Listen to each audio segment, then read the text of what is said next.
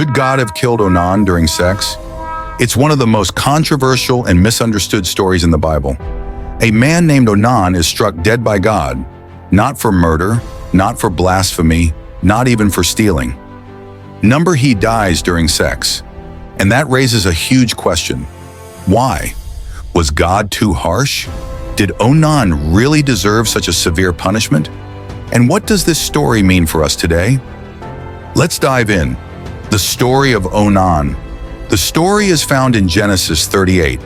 Judah, one of the 12 sons of Jacob, had a son named Er. Married a woman named Tamar, but he was wicked, so God struck him dead. Now, according to an ancient custom called Levirate marriage, when a man died without children, his brother was supposed to marry the widow and have a child in the dead man's name.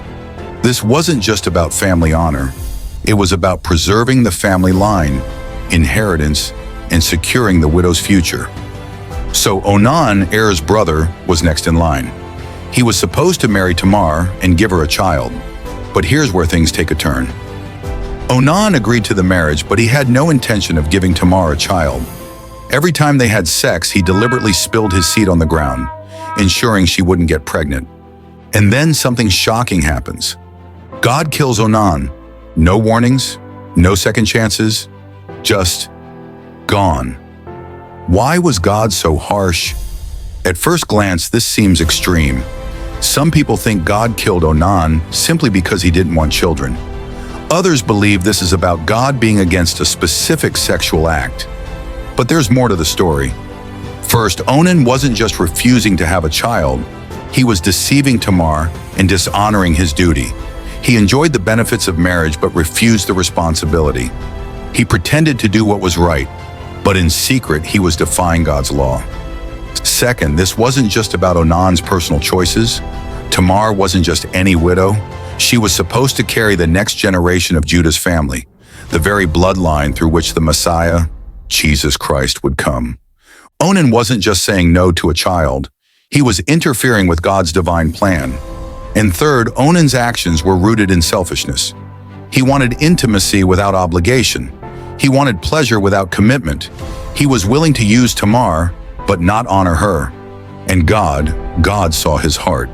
The real lesson of Onan's death. This story isn't just about one man's mistake. It's a warning about deception, selfishness, and rebellion against God's will. God is patient, but he is also just. Onan had a duty. He knew what was right, and he deliberately went against it. His sin wasn't just about what he did physically, it was about his heart. A heart that was selfish, deceptive, and rebellious. And that brings us to today. What does this mean for us? Now, we might not have laws like Levirate marriage anymore, but Onan's mistake is still repeated in many ways today. When people choose pleasure over responsibility, when people manipulate others for their own gain, when people refuse to honor the roles and duties God has given them. Onan's story shows us that God takes commitment seriously. Whether it's in relationships, in faith, or in the responsibilities we've been given, God expects us to be faithful. It also reminds us that God sees what's in our hearts. Onan thought he could get away with it. Maybe he thought nobody would notice. But God noticed, and God judged him, not just for his actions, but for the deception behind them. Was God fair? So back to the original question, was God too harsh? When we understand the full picture, the answer is no.